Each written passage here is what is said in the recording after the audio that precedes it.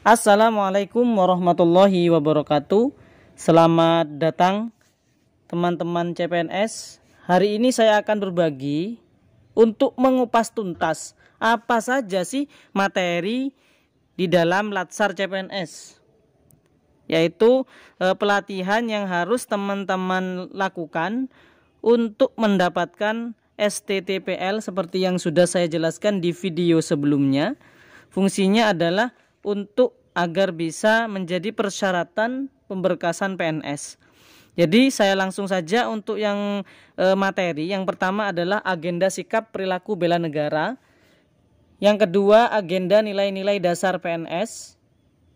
Yang ketiga agenda kedudukan dan peran PNS dalam NKRI. Dan yang keempat adalah agenda habituasi atau aktualisasi. Jadi itu ringkasan dari materi Latsar teman-teman. Kita jelaskan satu-satu.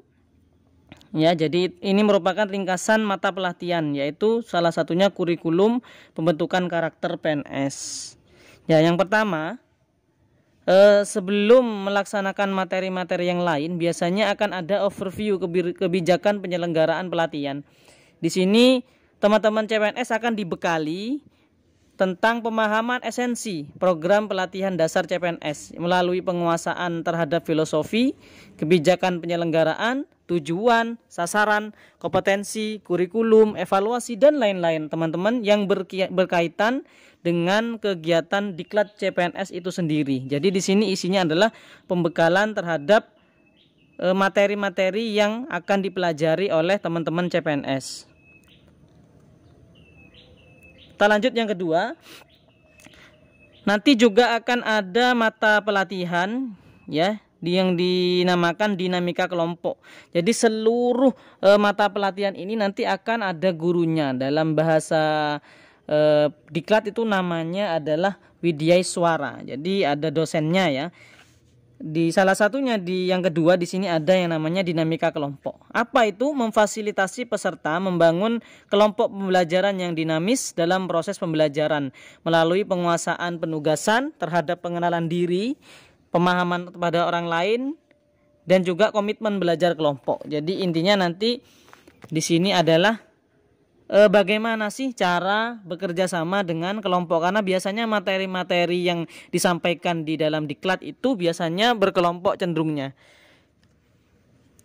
Lanjut yang ketiga, yang C adalah kebijakan pengembangan sumber daya aparatur dan nilai-nilai ASN. Di sini membekali peserta dengan kebijakan pengembangan sumber daya aparatur untuk mendukung tugas-tugas jabatannya. Jadi diberikan pembekalan terkait kebijakan pengembangan sumber daya aparatur itu sendiri. Materi selanjutnya ada yang disebut MTSL atau muatan teknis substansi lembaga. Di sini teman-teman CPNS akan dibekali dengan kemampuan memahami visi, misi, tugas pokok dan fungsi atau yang disebut tupoksi di tempat kerjanya masing-masing. Untuk apa tujuannya? Meningkatkan kinerja dan profesionalisme.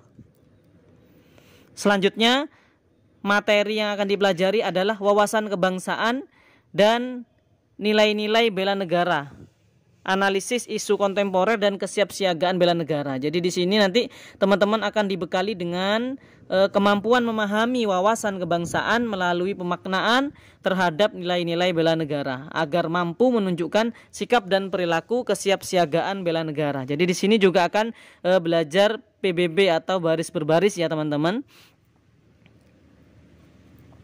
Kita lanjut. Nah, ini nanti setelah nyampe materi ini maka akan rentetannya akan muncul yang saya kemarin sebut sebagai aneka ya, atau nilai-nilai dasar ASN. Jadi ada aneka, akuntabilitas, nasionalisme, etika publik, komitmen mutu, dan anti korupsi. Yang pertama akuntabilitas. Jadi memfasilitasi peserta untuk mengenal apa itu nilai-nilai dasar akuntabilitas ya, dan juga untuk melalui substansi pembelajaran yang terkait dengan nilai-nilai dasar akuntabilitas, netralitas PNS, dan keadilan dalam pelayanan publik serta perilaku konsisten. Jadi akuntabilitas ini adalah kekonsistenan dalam melaksanakan pelayanan publik. Nanti teman-teman akan mempelajari ini di dalam pelatihan dasar CPNS.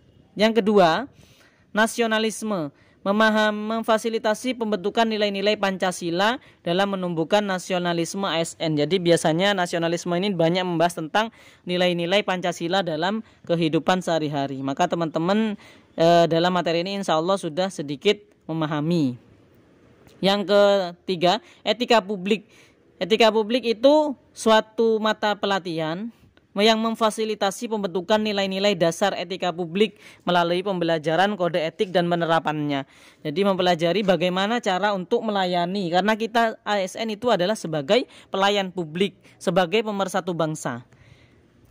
Dan selanjutnya yang keempat, komitmen mutu, yaitu suatu mata pelatihan yang memfasilitasi pembentukan nilai-nilai dasar inovatif dan komitmen mutu pada peserta melalui pembelajaran tentang efektivitas, efisiensi, inovasi, dan kualitas penyelenggaraan pemerintah. Jadi teman-teman akan mempelajari ini. Dan yang kelima, nilai aneka atau nilai dasar-dasar ASN adalah anti korupsi. Jadi memfasilitasi pembentukan nilai-nilai dasar anti korupsi melalui penyadaran anti korupsi dan membangun integritas. Nanti di sini akan banyak diskusi ya, diskusi kelompok terkait dengan korupsi di dalam lingkungan pemerintahan, lingkungan masyarakat dan sebagainya. Bagaimana kita agar memiliki sikap sebagai ASN yang anti korupsi. Selanjutnya kita akan mempelajari juga di dalam diklat adalah Whole of Government atau WOG ya. Jadi membekali peserta dengan pengetahuan tentang sistem pengelolaan pemerintahan yang terintegrasi dalam memberikan pelayanan kepada masyarakat. Karena sejatinya pelayanan itu dalam pemerintah biasanya itu terintegrasi atau saling berhubungan satu dengan lain. Jadi suatu instansi itu tidak bisa berdiri sendiri, jadi butuh instansi-instansi lain untuk menopang atau supaya pelayanan kepada masyarakat itu maksimal. Selanjutnya juga akan mempelajari manajemen ASN. Jadi membekali peserta dengan pengetahuan tentang kedudukan, peran, hak dan kewajiban sebagai ASN itu apa. Kemudian juga akan mempelajari kode etik dan pengelolaan ASN. Dan juga teman-teman akan mempelajari pelayanan publik. Jadi bagaimana membekali bagaimana peserta itu memberikan pelayanan publik yang berkualitas. Jadi di situ mata pelatihannya adalah memberikan prinsip-prinsip pelayanan publik. Nanti teman-teman akan mempelajari ini. Kemudian yang terakhir, setelah rentetan materi itu, teman-teman akan mempelajari atau merancang suatu habituasi di instansi masing-masing yang disebut dengan rancangan aktualisasi atau habituasi. Di sini peserta dibekali dengan kegiatan pembelajaran konsepsi, mengkonsep aktualisasi ya, penjelasan aktualisasi, penyusunan dan perancangan aktualisasi serta pelaksanaan aktualisasi di tempat kerja. Dan juga akan dipelajari tentang bagaimana cara menyusun laporan aktualisasi atau habituasi di instansi masing-masing. Jadi nanti setelah selesai semua mata kuliah, yang terakhir mata pelatihan, yang terakhir adalah aktualisasi atau habituasi itu sendiri.